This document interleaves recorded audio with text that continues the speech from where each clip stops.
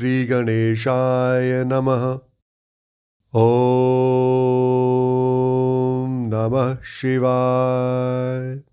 मैं अभिजीत शर्मा योगिक स्वाध्यायम के हमारे पॉडकास्ट शिव पुराण विद अभिजीत में आप सभी का हार्दिक अभिनंदन करता हूं। तो चलिए आज हम अपने अगले एपिसोड को आरंभ करते हैं। आज हम शिव पुराण की दूसरी संहिता रुद्र संहिता के 5वें खंड युद्ध खंड के 6ठे अध्याय से आगे बढ़ेंगे। छठा अध्याय, जिसका शीर्षक है देवों का शिवजी के पास जाकर उनका स्तवन करना, शिवजी के त्रिपुर वध के लिए उद्धत ना होने पर ब्रह्मा और विष्णु का उन्हें समझाना, विष्णु के बतलाए हुए शिव मंत्र का देवों द्वारा तथा विष्णु द्वारा जप, शिवजी की प्रसन्नता और उनके लिए विश्वकर्मा द्वारा सर्वदेवमय रथ का निर्माण। यहाँ व्यास जी ने सनत कुमार जी से पूछा कि हे सनत कुमार जी, जब भाइयों तथा पुरवासियों सहित उस दैत्य राज की बुद्धि विशेष रूप से मोहाच्छन्न हो गई, तब उसके बाद कौन सी घटना घटी? हे विभो, वह सारा वृत्तांत वर्णन कीजिए। इसके उत्तर में फिर सनत कुमार जी ने कहा, हे महर्षि, जब तीनों पुरों की पूर्वोक्त दशा हो गई, दैत्यों ने शिवार्चना का परित्याग कर दिया, संपूर्ण स्त्री धर्म नष्ट हो गया और चारों ओर दुराचार फैल गया, तब भगवान विष्णु और ब्रह्मा के साथ सब देवता कैलाश पर्वत पर गए और सुंदर शब्दों में शिव की स्तुति करने लगे। महेश्वर देव, आप परम उत्कृष्ट आत्मबल से संपन्न है। आप ही सृष्टिकर्ता के कर्ता ब्रह्मा, पालक विष्णु और संहर्ता रुद्र हैं। परब्रह्म स्वरूप आपको नमस्कार है। यो महादेव जी का स्तवन करके देवों ने उन्हें साष्टांग प्रणाम किया। फिर भगवान विष्णु ने जल में खड़े होकर अपने स्वामी परमेश्वर शिव का मन ही मन स्मरण करते तन्मय हो दक्षिणा मूर्ति के द्वारा प्रकटित रुद्र मंत्र का 1.5 करोड़ की संख्या तक जप किया। तब तक सभी देवता उन महेश्वर में मन लगाकर यों उनकी स्तुति करते रहे। देवों ने कहा, हे प्रभो, आप समस्त प्राणियों के आत्मस्वरूप, कल्याणकर्ता और भक्तों की पीड़ा को हरने वाले हैं। आपके गले में नीला चिन्ह है, जिससे आप नीलकंठ कहलाते हैं। आप चिद्रूप एवं प्रचेता हैं। आप रुद्र को हमारा प्रणाम है। हे असुर निकंदन, आप ही हमारी सारी आपत्तियों के निवारण करने वाले हैं। अतः सदा से आप ही हमारी गति हैं और आप ही सर्वदा हम लोगों के वंदनीय हैं। आप सबके आदि हैं, आप ही अनादि हैं। आप ही आनंद स्वरूप अव्यय प्रभु, प्रकृति पुरुष के भी साक्षात सृष्टा और जगदीश्वर हैं। आप ही रजोगुण, सतवगुण और तमोगुण के आश्रय से ब्रह्मा, विष्णु और रुद्र होकर जगत के कर्ता, भर्ता और संहारक बनते हैं। आप ही इस भवसागर में तारने वाले हैं। आप समस्त प्राणियों के स्वामी, अविनाशी, वरदाता, वांगमय स्वरूप, वेद प्रतिपाद्य और वाच्यवाचकता से रहित हैं। योगवेत्ता योगी, आप ईशान से मुक्ति की याचना करते हैं। आप योगियों के हृदय कमल की कर्णिका पर विराजमान रहते हैं। वेद और संत जन कहते हैं कि आप परब्रह्म स्वरूप, तत्वरूप, तेजो राशि और परात्पर हैं। हे शर्व, आप सर्वव्यापी, सर्वात्मा और त्रिलोकी के अधिपति हैं। हे भव, इस जगत में जिसे परमात्मा कहा जाता है वह आप ही हैं। हे जगत गुरु, इस जगत में जिसे देखने, सुनने, स्तवन करने तथा जानने योग्य बताया जाता है और जो अणु से भी सूक्ष्म तथा महान से भी महान है, वह आप ही हैं। आप चारों ओर हाथ, पैर, नेत्र, सिर, मुख, कान और नाक वाले हैं, अतः आपको चारों ओर से नमस्कार है। सर्वव्यापिन, आप सर्वज्ञ, सर्वेश्वर, अनावृत और विश्वरूप हैं। आप विरूपाक्ष को सब ओर से अभिवादन है।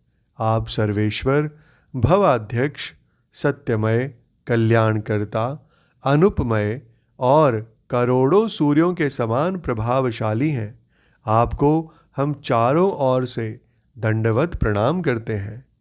विश्वाराध्य, आदि अंत शून्य, 26वें तत्व, नियामक रहित तथा समस्त प्राणियों को अपने अपने कार्यों में प्रवृत्त करने वाले आपको हमारा सब ओर से प्रणाम है। आप प्रकृति के भी प्रवर्तक, सबके प्रपितामह और समस्त शरीरों में व्याप्त हैं। आप परमेश्वर को हमारा नमस्कार है। श्रुतियाँ और श्रुति तत्व के ज्ञाता, विज्ञजन आपको वरदायक, समस्त भूतों में निवास करने वाला, स्वयंभू और श्रुति तत्वज्ञ बतलाते हैं। हे नाथ, आपने जगत में अनेकों ऐसे कार्य किए हैं जो हमारी समझ से परे हैं, इसलिए देवता, असुर, ब्राह्मण और अन्य स्थावर जंगम भी आपकी ही स्तुति करते हैं। हे शंभो, त्रिपुरवासी दैत्यों ने हमें प्रायः नष्ट सा कर डाला है, अतः आप शीघ्र ही उन असुरों का विनाश करके हमारी रक्षा कीजिए, क्योंकि हे देववल्लभ, हम देवों के एकमात्र आप ही गति हैं। हे परमेश्वर, इस समय वे आपकी माया से मोहित हो गए हैं, अतः हे प्रभो, वे भगवान विष्णु द्वारा बताई हुई युक्ति के चक्र में फंसकर सारा धर्म कार्य छोड़ बैठे हैं।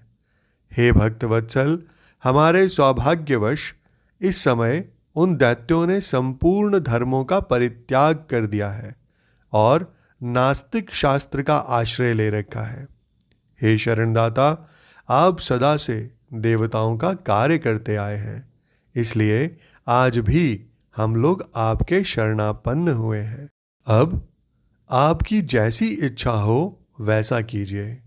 इसके बाद सनत कुमार जी कहते हैं कि हे मुनिवर, इस प्रकार महेश्वर का स्तवन करके देवगण दीन भाव से अंजलि बांधकर सामने खड़े हो गए। उस समय उनके मस्तक झुके हुए थे।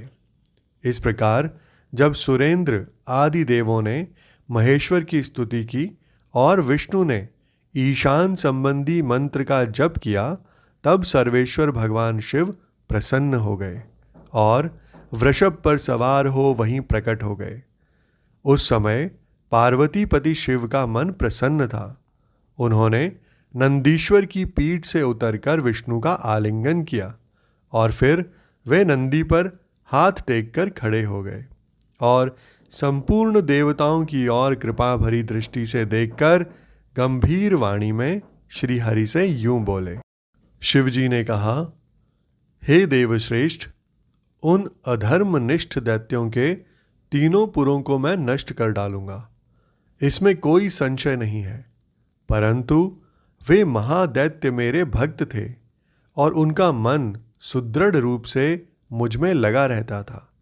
अतः यद्यपि इस समय उन्होंने व्याजवश उत्तम धर्म का परित्याग कर दिया है, तथापि क्या वे मेरे ही द्वारा मारने योग्य हैं? इसलिए जिन्होंने त्रिपुरवासी सारे दैत्यों को धर्म भ्रष्ट करके मेरी भक्ति से विमुख कर दिया है, वे विष्णु अथवा अन्य कोई ही उन्हें क्यों नहीं मारते? हे मुनीश्वर, शंभु के ये वचन सुनकर उन समस्त देवताओं का तथा श्रीहरि का भी मन उदास हो गया। जब सृष्टिकर्ता ब्रह्मा ने देखा कि देवताओं और विष्णु के मुख पर उदासी छा गई है, तब उन्होंने हाथ जोड़कर शंभु से यूं कहना आरंभ किया। ब्रह्मा जी बोले, हे परमेश्वर, आप योग वेत्ताओं में श्रेष्ठ पर ब्रह्म तथा सदा से देवों और ऋषियों की रक्षा में तत्पर हैं, अतः पाप आपका स्पर्श नहीं कर सकता। साथ ही आपके आदेश से ही तो उन्हें मोह में डाला गया है। इसके प्रेरक तो आप ही हैं। इस समय अवश्य ही उन्होंने अपने धर्म का परित्याग कर दिया है और वे आपकी भक्ति से विमुख हो चुके हैं, तथापि आपके सिवा दूसरा कोई उनका वध नहीं कर सकता। देवों और ऋषियों के प्राण रक्षक हे महादेव, साधुओं की रक्षा के लिए आपके द्वारा उन मलेच्छों का वध उचित है। आप तो राजा हैं, अतः राजा को धर्मानुसार पापियों का वध करने से पाप नहीं लगता। इसलिए इस कांटे को उखाड़कर साधु ब्राह्मणों की रक्षा कीजिए। राजा यदि अपने राज्य तथा सर्वलोक आधिपत्य को स्थिर रखना चाहता हो तो उसे अपने राज्य में एवं अन्यत्र भी ऐसा ही व्यवहार करना चाहिए। इसलिए आप देवगणों की रक्षा के लिए उद्धत हो जाइए, विलंब मत कीजिए।